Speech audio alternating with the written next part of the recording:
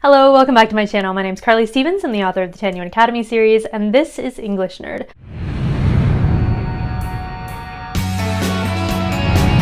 So today I want to talk to you about a different method of thinking about plot. So this can be really helpful for authors out there, as well as people who are just trying to take stories and pick them apart for whatever reason that might be.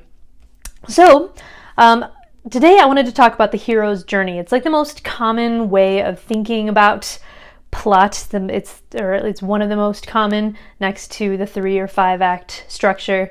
I didn't intentionally use the hero's journey for the 10 Academy series, but there are definitely some elements that match this way of thinking about plot, just because it's something that resonates with us as human beings, I would argue. So the hero's journey essentially looks like this. This is the overall graph of it. So you'll notice that the journey takes place at the beginning in the ordinary world, the place where people are used to being, and then they move into the extraordinary world, a place where everything is unknown, and then they return in one form or another with what they've gained through that experience. So I'm just going to hit on some of the highlights of what the hero's journey looks like, give you some examples, and that will be that. So basically, the hero's journey begins with a call to adventure. A call to adventure is also known as the inciting incident. They're almost exactly synonymous. It's the moment when you get a sense that there's the possibility of some big change, or there's a movement towards something new and out of the ordinary. When we think about the hero's journey, most people think of those kind of classic epic stories, using epic in the non-literal sort of way. So you think about Harry Potter, for instance. The call to adventure would be when he receives the letter from Hogwarts and he finds out that he's a wizard. There's this possibility of another world, and he needs to be the one who steps into it. Or you think about The Hobbit or Lord of the Rings, which I like a lot more. Lord of the Rings is my jam. And the call to adventure there is when Gandalf tells Frodo that the ring that Bilbo gave to him is actually the One Ring and it must be destroyed. So there's this invitation to adventure.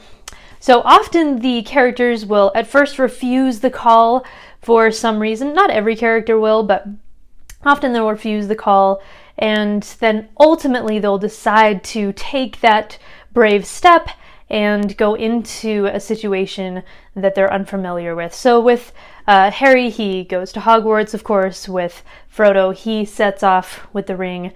He doesn't know that he'll be taking it the entire way at the beginning of the story, but he sets off with the ring in order to save Middle-earth. But I want to make it clear that the call to adventure is more than just, hey, enter this magical world, or hey, let's, step through the wardrobe into Narnia.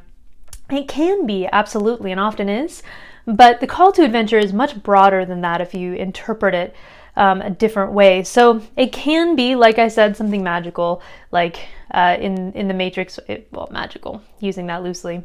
Red pill or blue pill, that's our call to adventure. This is what the Matrix is. What are you going to do?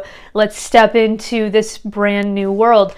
But it can also be something as simple as looking across the room and finding somebody that you're attracted to and locking eyes and having this moment where both of you are attracted to each other, but nobody's made the first move yet. So a lot of romances have that call to adventure, but it's not in the way that a lot of people tend to think. This can also be a sort of negative call as well. This is quite a broad interpretation of this way, the hero's journey. But Crime and Punishment, the call to adventure begins right before the story starts, when Raskolnikov begins thinking about what would happen if he did kill the pawnbroker woman. And so there's this pull toward a very different mode of living. So once the character kind of accepts the call to adventure, whatever that may look like, then they have to cross a threshold. The threshold takes them from their ordinary life into a brand new situation.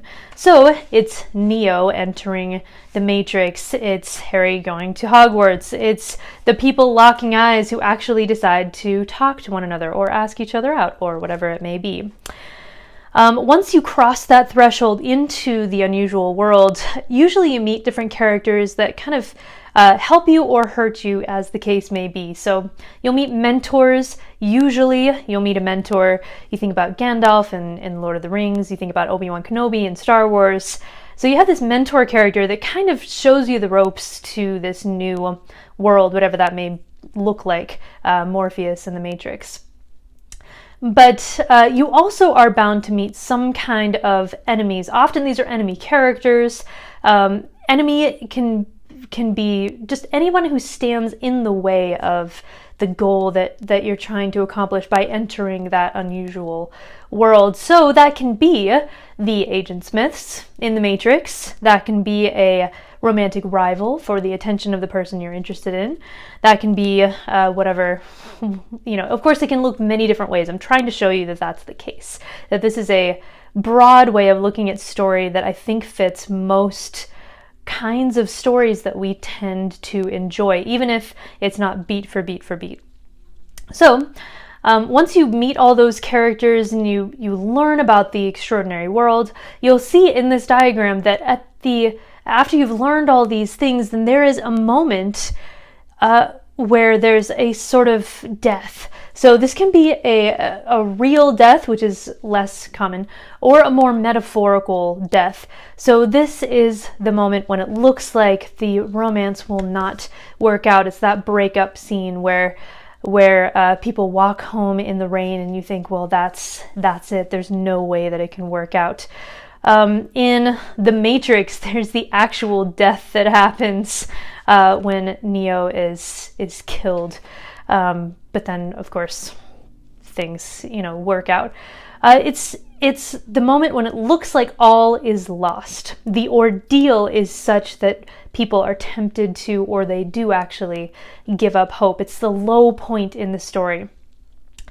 But the hero's journey does not end there. It's halfway through, as you'll notice, at least as far as the points go. Often in the actual story, if you're reading or watching it, this part will come toward the end rather than right in the middle, but it depends on what story you're experiencing. So after that sort of death, either real or metaphorical, then there's a rebirth of some kind. So you rise from this experience a stronger person. You think about Star Wars. Of course, Luke is our hero in this case. He decides to learn the ways of the Force, and so he enters that unusual world. And then when he goes on to the Death Star, he meets allies. Of course, he's shown around by his mentor, Obi-Wan Kenobi, and he encounters all these enemies with the stormtroopers. But at the lowest point of the story, we have Obi-Wan Kenobi, his mentor, get killed, and he's tempted to give up hope.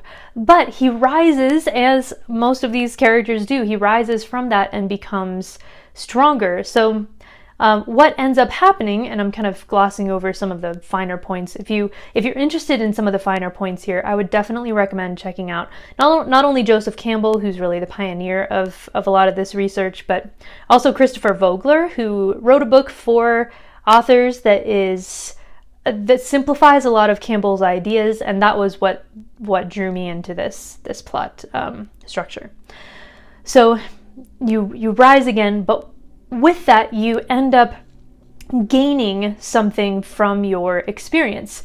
It's called the Elixir, if you know, like the lingo, but it's not always Elixir. So this can be, treasure if you were treasure hunting. This can be victory if you were fighting. This can be a relationship if that's what this kind of story it is. That can be knowledge or wisdom that you've gained from, going to a magical school, for example. And then at the end of the story, traditionally, what happens is that you return to the ordinary world, but you have now what you've gained from that harrowing experience of going outside your comfort zone. So some people picture this not as a perfect circle, but rather as a sort of shell shape, because when you return to the ordinary world, you're improved in some way. So it is a bit of a stretch to say that crime and punishment does fit some of these things.